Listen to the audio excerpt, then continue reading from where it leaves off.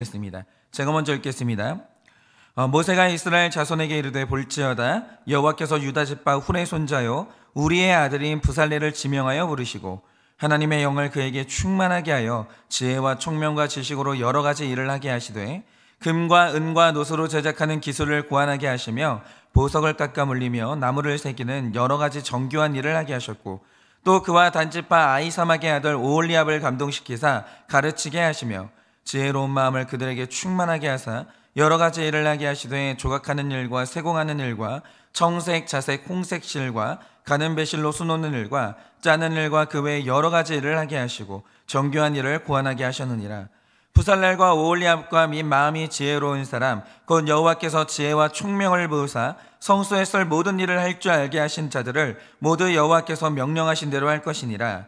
모세가 부살렐과 오홀리압과 및 마음이 지혜로운 사람 곧 그 마음에 여호와께로부터 지혜를 얻고 와서 그 일을 하려고 마음에 원하는 모든 자를 부르매 그들이 이스라엘 자손의 성소의 모든 것을 만들기 위하여 가져온 예물을 모세에게서 받으니라. 그러나 백성이 아침마다 자원하는 예물을 연하여 가져왔으므로 성소의 모든 일을 하는 지혜로운 자들이 각기 하는 일을 중지하고 와서 모세에게 말하여 이르되 백성이 너무 많이 가져오므로 여호와께서 명령하신 일에 쓰기에 남음이 있나이다. 모세가 명령을 내리매 그들이 진중에 공포하여 이르되 남녀를 막론하고 성소에 드릴 예물을 다시 만들지 말라 하매 백성이 가져오기를 그치니 다 같이 읽겠습니다.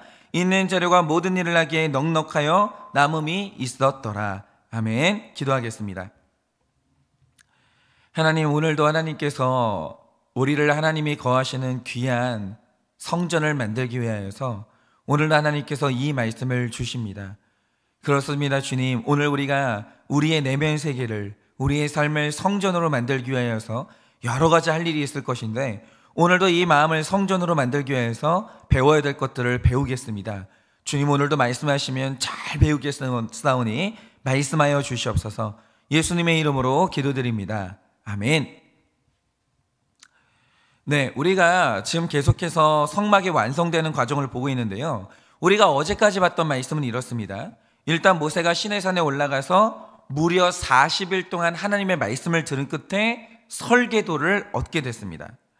그런데 어제 설교를 들으시면서 약간 오해하시는 분들이 있는 게요, 제가 설계도 자체를 무시한 게 절대 아닙니다. 설계도가 없으면 시작 자체가 안 되는 거예요. 예를 들어서 제가 우리들 교회 부목사로 있다가 한일교회로 올 때 제가 기대감에 부풀어서 온 게 아닙니다. 왜냐?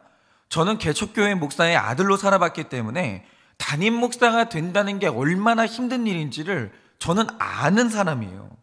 그래서 저는 애초에 담임 목회에 대한 환상 자체가 없는 사람입니다. 그래서 제가 일찍부터 쭉 알았던 게 뭐냐, 제가 아버지랑 살면서 아버지의 사역을 쭉 보고 다른 목사님들의 사역을 가만히 보니까 목회라는 게요, 최소한 3가지가 준비되지 않으면 무조건 힘들어지는 게 눈에 보이더라고요. 그러면 제가 생각한 바 반드시 준비해야 될 최소한의 3가지가 뭔가? 첫째는 이런 겁니다. 일단 목회자에게 물질이 없다. 그러면 그 물질이 없어도 잘 살아낼 수 있는 습관의 준비가 반드시 필요해요. 그리고 그런 나와 함께 한 마음으로 살아줄 수 있는 아내의 역할이 정말 중요하다는 거죠. 그런데 이 목회자가요, 물질이 없어지는 순간 미래와 순간 자기 연민과 미래에 대한 이 두려움이 몰려오면요, 목회에 집중이 안 됩니다. 그리고 교회에 재정이 생겼을 때 치명적인 죄를 짓는 거예요. 그래서 주제에 맞게 사는 습관이 반드시 준비돼야 되고요, 그 다음에 목회자는 다른 거는 없어도요, 무조건 설교는 준비돼야 됩니다. 제가 왜 이런 생각을 하게 됐냐, 제가 목회자의 아들로 자라나게 되면서 저는 좀 관점이 다르잖아요. 저는 성도님들의 입장이라기보다 목회자의 입장이었거든요.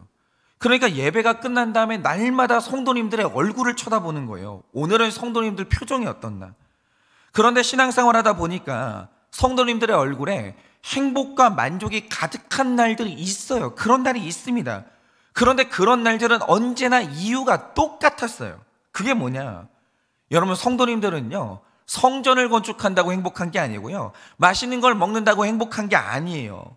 성도님들은요, 그날 말씀에서 내가 하나님의 음성을 듣고 내 고민이 해결됐을 때, 내 마음의 만족감이 찾아올 때 비로소 얼굴이 환해져요. 그런데 제가 본 바 이건 늘 그랬어요. 다른 건 없어요. 성도님들이 언제나 얼굴이 환해질 때는요, 말씀의 은혜를 받을 때였어요. 하나님의 말씀 말고 택자의 얼굴을 환하게 만드는 건 단언컨대 없었습니다. 그래서 신학교 시절부터 이 설교의 준비라는 것은요, 저의 절대적인 명제였어요. 이거 안 되면 목회가 안 된다는 거죠. 그리고 너무나 중요한 마지막 한 가지가 뭐였냐, 바로 그게 목회 철학, 다시 말해 바른 교회에 대한 설계도가 있어야 되는 거예요. 그러니까 제가 가만히 어릴 때부터 보면 한국 교회에도요, 목회 유행이 있더라고요. 어느 때는 오순절 기도운동, 기도원 운동 이런 게 유행이었던 적이 있었고, 어떤 때는 특정 성경 공부의 유행이 불고, 또 어떤 때는 이런저런 훈련의 유행이 찾아오는데, 성도님들이 가장 힘들어하는 목회자가 누구였냐? 새로운 유행이 찾아올 때마다 목회 스타일이 그때그때 바뀌는 목사님들이 있어요. 그러면 성도님들이 그 변덕을 쫓아가느라고 너무 힘들어하는데, 이 문제의 중심에 뭐가 있냐? 확실한 목회에 대한 설계도가 없는 거예요. 방향이 없는 거죠. 그러면 성도님들을 이끌고 가는 리더십의 일관성이 전혀 없는데, 그게 교회에 너무 큰 피곤함을 가져오게 되는 거예요. 그래서 제가 20대부터 결심한 게 뭐냐면, 이 세 가지가 확실히 준비되면 담임 목회를 나가겠지만, 끝내 이 세 가지가 준비되지 않으면 나는 목회를 안 하고 다른 일을 하겠다, 이런 생각을 한 거예요. 왜냐? 준비 안 된 채로 목회를 나가면 내 인생이 얼마나 고통스러워지는지 제가 너무 잘 알았거든요. 그래서 제가 결국 한일교회에 오게 된 이유가 뭐냐면, 그동안 제 손에 목회의 설계도가 없는 거예요. 그래서 제가 한 해 한 해 갈 때마다 피가 말랐었거든요. 그런데 제가 한일교회에 올 때쯤에 좋은 스승을 만나서 저에게 너무나 확실한 목회 계획이 생긴 거예요. 목회의 설계도가 제 손에 주어진 거죠. 물론 지금까지 제 마음대로 다 된 건 아닙니다. 그렇지만 지금도 우리 교회가 나아가야 될 방향에 대해서는 일체의 혼란이 없어요. 일체의 혼란이. 하나님께서 저에게 설계도를 주셨거든요. 그래서 요즘 목회를 하면서 더 체험하는 게 뭐냐면, 인생의 설계도라는 게 얼마나 중요한가, 이 설계도가 얼마나 중요한지를 날마다 뼈저리게 깨닫고 있는 겁니다. 그런데 여러분, 오늘 말씀을 보면요, 하나님께서 모세에게 이 중요한 설계도를 주신 거예요. 최소한 이 모세에게는요, 혼란은 없는 거예요. 방향이 너무 확실한 거죠. 그런데 이 설계도는 결국 실체가 아니기 때문에, 이 설계도가 현실로 나타나려면 실제적인 물질의 헌신과 노력의 헌신이 있어야 됐습니다. 그런데 어제 말씀을 보니까요, 너무나 감사하게 이 헌신이 이루어진 거예요. 그래서 오늘 말씀을 보면요, 지금 모세 앞에 백성들이 헌신한 금과 은과 놋과 그리고 각종 옷감들이 수북히 쌓였습니다. 자원은 마련이 됐어요. 그러면 이게 끝이냐 이거죠. 그게 아니에요. 자, 재료는 준비가 됐습니다. 그럼 이것을 다듬어서 말씀하신 성막의 모양을 만들어야 될 거 아닙니까? 다듬는 게 중요해요.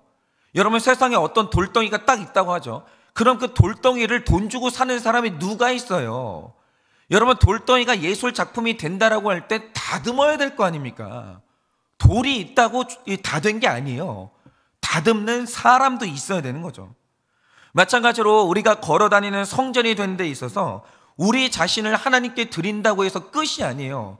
여러분, 제가 제 인생을 하나님께 드렸던 게 20년 전입니다. 목회자로 제 인생을 헌신했어요. 그러면 헌신하면 끝났습니까? 아니요. 20년 동안 하나님이 하신 일이 뭐냐면, 저를 끝없이 다듬으시는 거예요. 언어를 다듬으시고, 인격을 다듬으시고, 다듬고 또 다듬고. 그래서 그나마 된 모습이 지금이라는 거죠. 여러분, 우리가 세례받고 교회에 출석하면 그걸로 끝입니까? 아니에요. 그걸로 우리 자신이 성전으로 완성되는 게 아닙니다. 우리의 삶이 하나님 앞에 드려졌으면 이제 우리 자신을 그리스도의 형상대로 다듬는 성화의 작용으로 들어가야 된다는 거죠.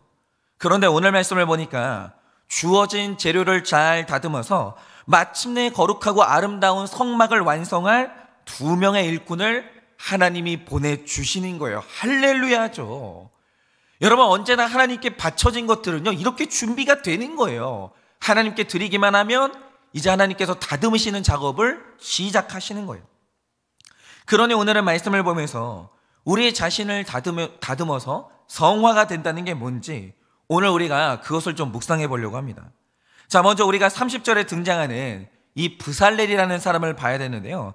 바로 이 사람이 오늘 말씀에서 34절에 나오는 오홀리압과 더불어서 성막을 다듬어 완성하는 일에 부름받은 아주 훌륭한 사람들입니다. 그런데 여러분이 30절을 보시면 하나님께서 이 사람을 지명하여 부르신 다음에 31절을 보면 하나님의 영을 충만하게 하여 지혜와 총명을 주신 거예요. 그러니까 오늘 이 사람이 자기 앞에 놓인 각종 재료들을 다듬어서 아름다운 성막을 만들었거든요. 그런데 하나님이 이걸 위해서 결정적으로 주셨던 선물이 뭐냐? 바로 그게 지혜였다라는 거죠. 여러분, 지혜가 없는 성도는 성화가 안 돼요. 여러분, 하나님 앞에 무조건 지혜의 은사를 받아야 그 사람이 성화가 되는 거예요. 여러분, 만약 브살렐에게 지혜가 없었다면요, 다듬는 사역이라는 것은 있을 수가 없는 거예요. 그래서 이 브살렐이 받았다는 지혜가 중요한 것인데, 그런데 제가 말씀을 묵상하다가 그가 받은 이 지혜라는 은사에 참 중요한 특징이 있다는 걸 알게 된 거예요. 그게 뭐냐?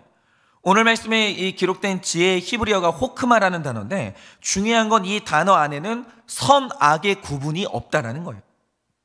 예를 들어서 우리 앞에 돈이라는 게 있는데, 이 돈이라는 개념은요, 선악의 프레임이 없다라는 겁니다. 이것의 가치는 지극히 중립적인데, 이 돈을 어떻게 쓰냐에 따라서 돈은 선이 되기도 하고 악이 되기도 해요. 그래서 돈 그 자체는 가치가 중립적이에요. 선악의 구분이 없다라는 거죠. 그런데 마찬가지로 오늘 말씀에 나오는 지혜 이 호크마는요, 선악의 구분이 없습니다. 그 가치가 지극히 중립적이에요. 그래서 이 출애굽기를 보면 호크마라는 단어가 18번이 나오는데, 이게 하나님의 뜻을 이루는 데만 사용된 게 아니라는 거예요. 지혜가 하나님께만 사용되는 게 아닙니다. 예를 들어서 출애굽기 1장을 보면 이집트 사람들이 그 왜 유대인을 학대하게 되는지 그 서막을 설명하게 되거든요. 그러니까 출애굽기 1장 9절에 기록된 이유가 뭐냐? 이집트 왕이 어느 날 보니까 유대인들의 인구수가 우리를 앞질러요. 그런데 심지어 그들의 힘이 우리보다 강해지는 겁니다. 그러자 출애굽기 1장 10절에서 이 문제를 해결할 대안을 내놓게 되는데, 그때 이집트의 파라오가 이런 말을 합니다.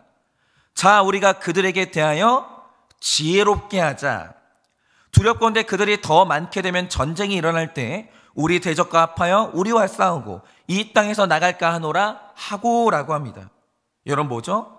백성이 많아지니까 이집트 사람들이 이걸 해결할 대안을 제시하게 되는데, 그 대안이 뭐였습니까?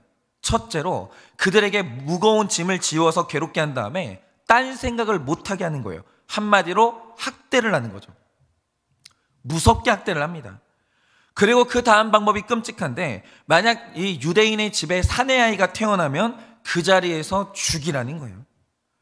여러분, 지금 우리가 이거를 텍스트를 보니까 굉장히 무미건조한데, 만약 이런 정책이 현실로 드러난다라고 하죠. 그 지옥이에요. 만약 우리나라 대통령이 사내 아이가 태어나거든 죽이라고 했다라고 하죠. 집집마다 곡소리가 나는 거예요. 지옥이죠. 그러니까 이집트의 파라오가 어느 날 유대인의 삶을 지옥으로 만들어버렸는데, 그 지옥을 설계한 핵심 재료가 뭐냐? 그게 바로 호크마 지혜였다라는 거죠. 그런데 이 지옥을 만들었던 지혜 히브리어가 똑같은 호크마예요. 그런데 신기한 건 이 호크마를 브살렐에게 줬거든요. 그러니까 브살렐은 이 호크마를 가지고 성막을 만드는 거예요.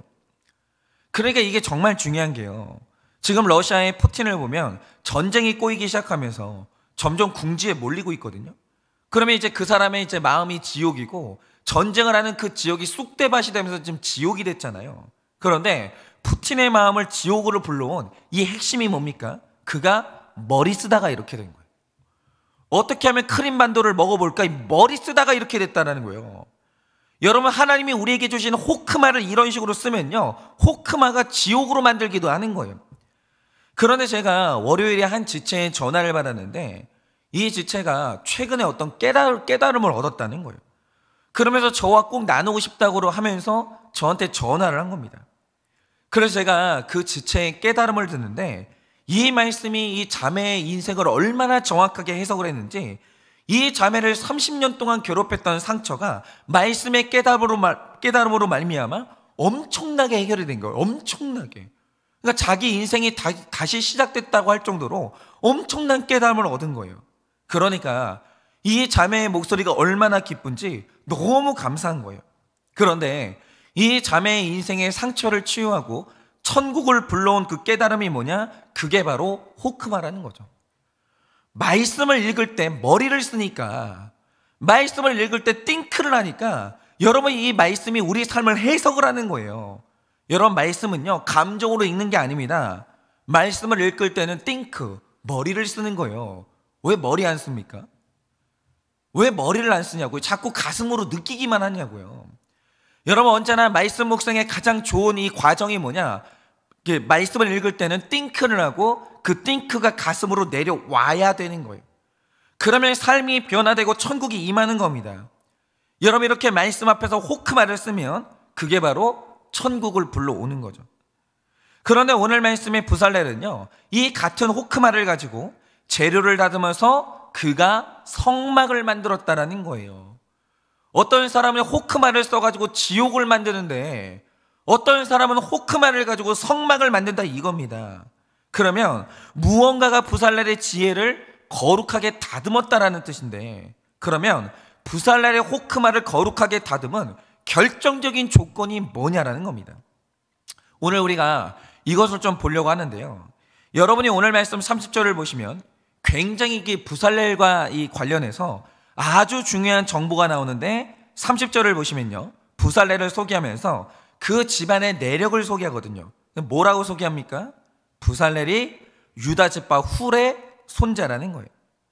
그런데 여러분, 이 훌이 누군지 다 아시죠? 출애굽기 17장을 보면 이스라엘이 아말렉과 전쟁을 하는데 신기한 건, 이때 모세가 손을 들고 기도하면 이스라엘이 이겨요. 그런데 모세가 피곤해서 손을 내리면 이스라엘이 지기 시작하는 거예요. 그러니까 모세가 계속 손을 들고 기도하고 싶은데 어깨가 아프니까 들 수가 없는 거예요. 그러자 두 사람이 모세의 양팔을 붙들고 그 팔이 내려오지 않도록 도왔거든요. 그런데 이때 모세를 도왔던 두 명의 사람이 누굽니까? 한 명이 아론이고 또 한 명이 부살렐의 할아버지죠, 훌이에요. 이렇게 훌이 지도자를 도와서 잘 섬기는 사람이었는데, 제가 이걸 보니까 갑자기 훌의 아버지는 또 누군지 이게 궁금해지는 거예요. 그래서 제가 알아보니까 훌의 아버지가 또 어마어마하게 대단한 사람이에요. 그게 누구냐? 이 사람이 바로 그 유명한 갈렙이에요. 그래서 제가 또 이제 갈렙에 대해서 공부를 해봤죠. 이 사람은 누군가. 그런데 공부를 하다 보니까 이 집안은요, 갈렙의 때부터 내려왔던 영적인 흐름이 있는 집안이에요. 보통 집안이 아니고요, 신앙의 명문가예요. 근데 갈렙이 이 대를 이어서 계속해서 이 집안에 남겨진 영적인 유산이 있었다라는 거죠. 오늘 말씀은 이게 정말 중요한데요, 한번 잘 들어보세요. 이 갈렙이라는 사람은요, 세 가지의 이름의 뜻을 가지고 있습니다. 하나가 공격자, 하나가 개, 그리고 또 하나가 종이라는 뜻이에요. 그런데 제가 이 이름을 보는 순간 진짜 기가 막히다는 생각이 든 거예요. 여러분이 얼마 전에 보셨는지 모르겠는데 최근에 뉴스를 보니까 미국에서 실제로 있었던 짧은 영상이 하나 소개되더라고요. 그게 뭐냐, 한 6살짜리 아이가 자기 집 개하고 이제 마당에서 놀고 있었는데 갑자기 옆집 개가 달려오더니 그 아이를 습격하려고 하는 거예요. 그러니까 이 어린아이의 개가 하는 행동이 뭐냐, 그 아이를 갑자기 밀더니 피하게 하는 거예요. 저는 그게 너무 기가 막혔습니다. 자기 주인을 살리려고요, 이 개가 자기 주인을 밀어버리는 거예요. 그리고 이 아이가 피했어요. 그 다음에 이 개가요, 자기 주인을 지키겠다고 옆집 개하고 싸우기 시작하는 거예요. 그러니까 여러분 잘 보세요. 한 마리의 개가 있어요. 여러분, 이 개가 다듬어지지 않으면 공격자가 돼요. 그런데 이 개가 잘 다듬어지면요, 목숨 걸고 주인을 지키는 충성스러운 종이 돼요. 그러면 여기서 우리의 질문이 뭐냐, 갈렙은 그 이름대로 개의 성품을 가지고 태어났는데 그래서 갈렙은 공격자가 됐는가, 충성스러운 종이 됐는가? 감사하게도 갈렙은요, 충성스러운 종으로 다듬어진 사람이에요. 예를 들면 이런 거죠. 모세가 광야 1세대를 이끌고 드디어 어느 날 여리고성 앞에 도착을 했습니다. 이때 모세가 여리고성을 살펴보라고 12명의 정탐꾼을 보내거든요. 그런데 여러분이 너무나 잘 아시는 대로 이때 여리고 성에 대한 보고가 양쪽으로 쭉 갈립니다. 일단 10명은 너무나 부정적인 보고를 하는데 그 성은 너무 견고하고 그 성 사람들이 얼마나 큰지 우리는 그 앞에서 메뚜기 같더라. 우리는 전쟁을 하면 다 몰살당한다. 우린 죽었다. 이러면서 백성들의 마음에 비수를 꽂는 거예요. 다 울기 시작하는 거예요. 그런데 이때 하나님의 언약을 붙들고 우리는 그 성을 정복할 수 있다고, 절대로 마음이 약해지지 말라고 그렇게 외쳤던 딱 2명의 사람이 있었는데 바로 그 2명이 여호수아와 갈렙이에요. 그러니까 이 갈렙은요, 만만한 사람이 아니고요, 굉장히 호전적인 사람이고 용기가 있는 사람이에요. 그리고 인생의 말년에 이런 그의 용기가 한 번 더 드러나는데, 이제 여호수아가 광야 2세대를 데리고 가나안 정복 전쟁을 시작하거든요. 그런데 문제는 그곳에 아주 까다로웠던 한 지역이 있었어요. 그게 바로 헤브론인데, 여기가 왜 까다롭냐? 유독 이 지역에 거인족들이 몰려 살고 있는 거예요. 그런데 그들이 얼마나 거대한지 여기를 가겠다는 사람이 아무도 없는 거예요. 여호수아가 난감한 거죠. 그래서 이 여호수아가 이 마지막에 이 헤브론 때문에 고민하고 있었는데, 그때 갑자기 또 갈렙이 나타나더니 하는 말이 뭡니까? 여호수아 12장 12절에서 그 유명한 말씀을 이렇게 말합니다. 들어보세요. 그날에 여호와께서 말씀하신 이 산지를 내게 주소서. 당신도 그날에 들으셨거니와 그곳에는 아낙 사람이 있고 그 성읍들은 크고 견고할지라도 여호와께서 혹시 나와 함께 하시면 내가 필경 여호와의 말씀하신 대로 그들을 쫓아 내리이다 라고 해요. 그 위험한 지역을 내가 가겠다는 거예요.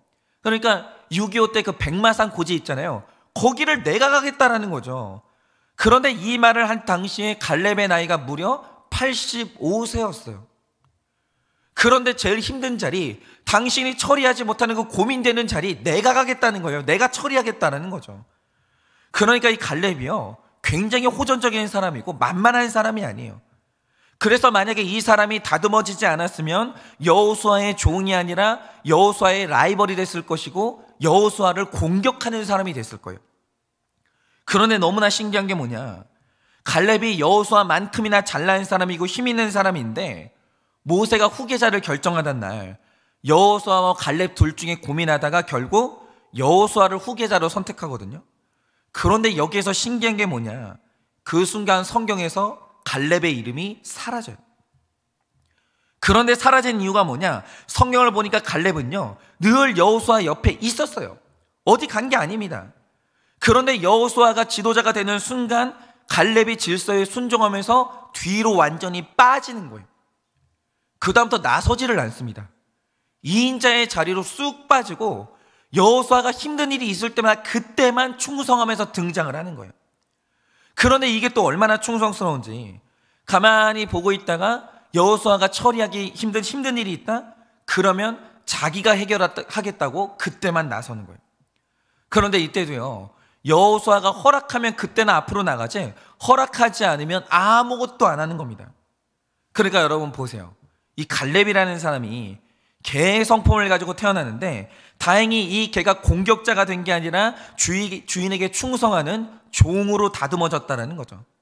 그런데 그를 다듬었던 핵심이 뭐냐, 그의 마음에는 질서에 순종하는 그 절대적인 마음이 있었다라는 거예요. 질서에 순종하는 그 마음.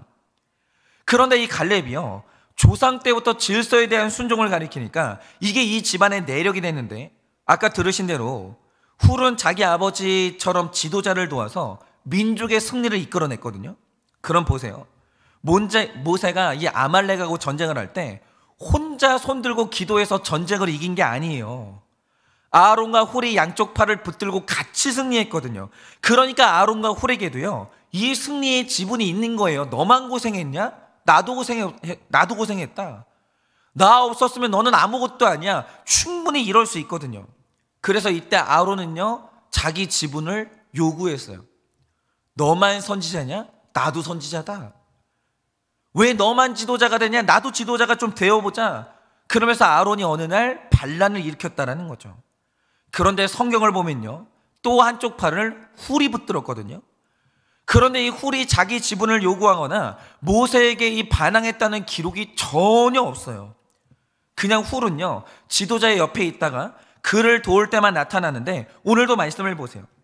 모세가 성막의 설계도를 받긴 했거든요. 그런데 흥미롭게도 이걸 만드는 지혜를 모세에게 안 주시는 거예요, 하나님이. 그러니까 모세를 도와서 이걸 만들어줄 누군가가 필요했는데, 이때 또다시 지도자 앞에 나타나는 사람이 누굽니까? 훌의 손자 부살렐이 또 나타나요. 내가 돕겠다라는 거예요. 그러니까 이 집안은 진짜 이상해요. 평소에는 가만히 있어요. 어디 숨어 지냅니다. 그런데 지도자가 힘들 때마다, 지도자를 도와야 될 때마다 이 집안 사람들이 나타나가지고 결정적일 때 모세를 도와주는 거예요. 그런데 여러분, 부살렐을 보세요. 그가 이 호크마를 가지고 있기 때문에 금덩이를 주면 얼마든지 자기 마음대로 뭐든지 만들 수 있거든요. 그런데 그의 집안에는요, 질서에 철저하게 순종하는 집안의 내력이 있어요. 그러니까 일어난 일이 뭐냐? 오늘 말씀이죠. 출애굽기 36장 1절을 보면요, 여호와께서 명령하신 딱 그대로만 주어진 재료를 다듬어요. 자기 마음대로 하는 게 아무것도 없어요.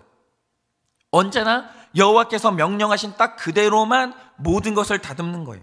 그런데 질서에 순종을 하니까 그 끝에서 나오는 게 뭐냐? 바로 성막이 완성이 되는 거예요. 그러니까 오늘 말씀에서 정말 중요한 건 이겁니다. 예를 들어서 하나님이 우리에게 가정이라는 금덩이를 주실 때가 있어요. 그러면 이걸 도대체 어떻게 다듬을 거냐, 이거죠. 여러분은 여러분의 가정을 어떻게 다듬고 싶습니까? 그런데 사람들마다 자기 호크마를 주장하면서 서로 자기가 가정의 머리가 되겠다라고 하고 자기 멋대로 가정을 다듬기 시작하는 거예요. 어느 날은 이쪽으로 가자, 어느 날은 저쪽으로 하자. 자기 멋대로예요. 그리고 어느 날 자녀라는 금덩이를 주면 그걸 또다시 자기 호크마로 다듬으면서 내가 이런 사람 만들겠다, 저런 사람 만들겠다라고 하면서 주일에도 학원을 보내고 이날은 저기 보내고 저기 보내고 주제넘는 소비를 하면서 자녀들을 자기 멋대로 다듬는 거예요. 근데 문제는 거기에서 내가 원하는 작품이 안 나오니까 우리 모두가 다 지옥을 사는 거예요. 나는 열심히 다듬었거든요. 머리 쓰면서 열심히 호크마를 발휘하면서 열심히 다듬었다라는 거죠. 그런데 작품이 망하는 거예요. 가정이 내 마음대로 안 되고 자녀가 내 마음대로 안 살아주는 거예요. 그러니까 지옥을 사는 거죠. 그런데 여러분, 신가정이라는 게 뭡니까? 하나님이 나에게 가정의 금덩이를 주시고 자녀의 금덩이를 주시면 나의 호크마로 하나님의 말씀을 구하면서 36장 1절의 말씀처럼 여호와께서 명령하신 대로 주신 것들을 다듬는 거예요. 호크마는 거기에 쓰는 거예요. 하나님께 물어보는 거죠. 하나님, 나에게 이 금덩이를 주셨는데 이걸 어떻게 다듬을까요? 하나님, 이걸 어디에 쓰기를 원하십니까? 머리는 여기에 써야 되는 거예요. 지혜는 여기에 써야 되는 거죠. 하나님의 질서에 순종하면서 이 호크마를 쓰는 거예요.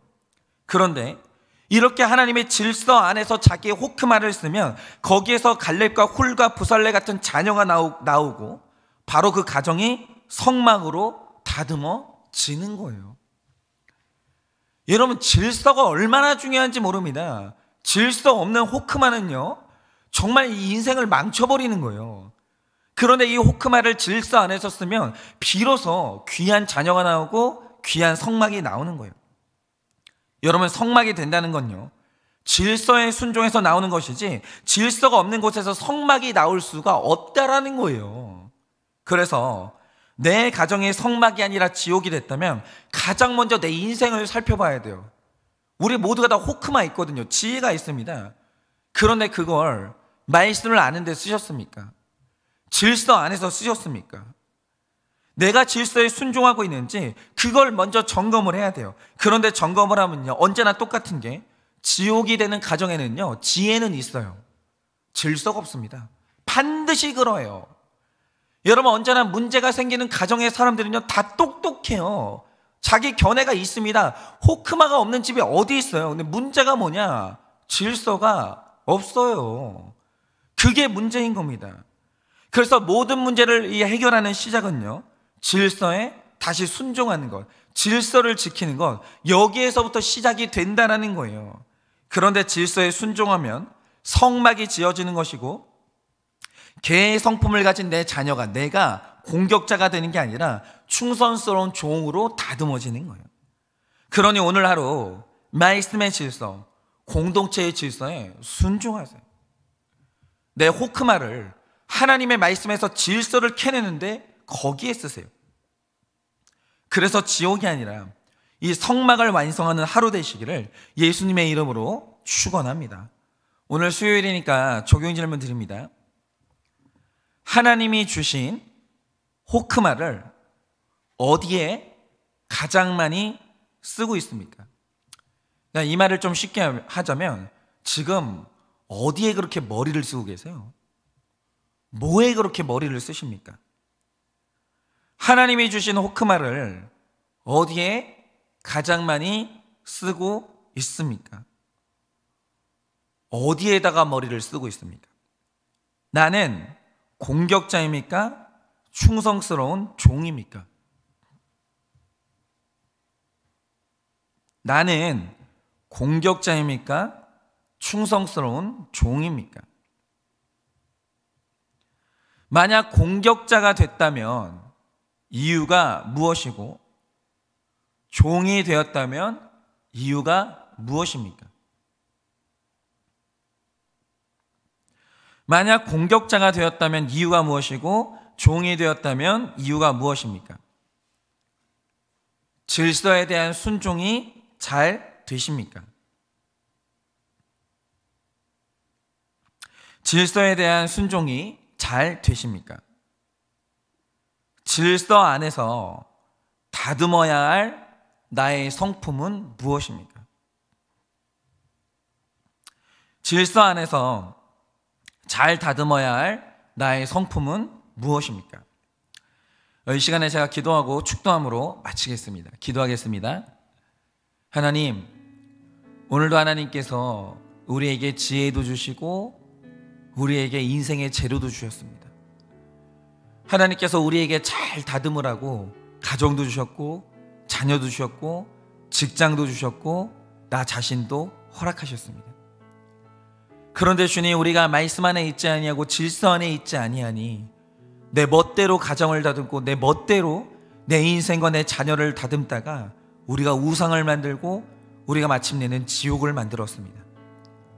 하나님, 이 시간에 하나님 아버지 앞에서 다시 질서를 세우기를 원합니다.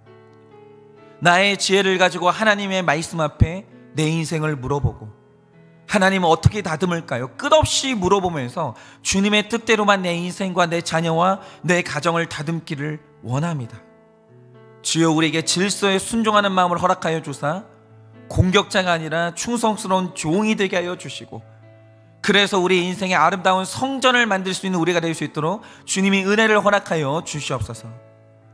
지금은 우리 주 예수 그리스도의 은혜와 하나님 아버지의 그 크신 사랑과 성령님의 위로하시고 교통하여 주시는 그 역사하심이 오늘 하나님께서 나에게 주신 지혜를 가지고 질서에 순종하여 마침내는 아름다운 성전을 만들기를 원하는 우리 모든 성도님들의 머리 위에 지금으로부터 영원 무궁토록 함께 있을지어다.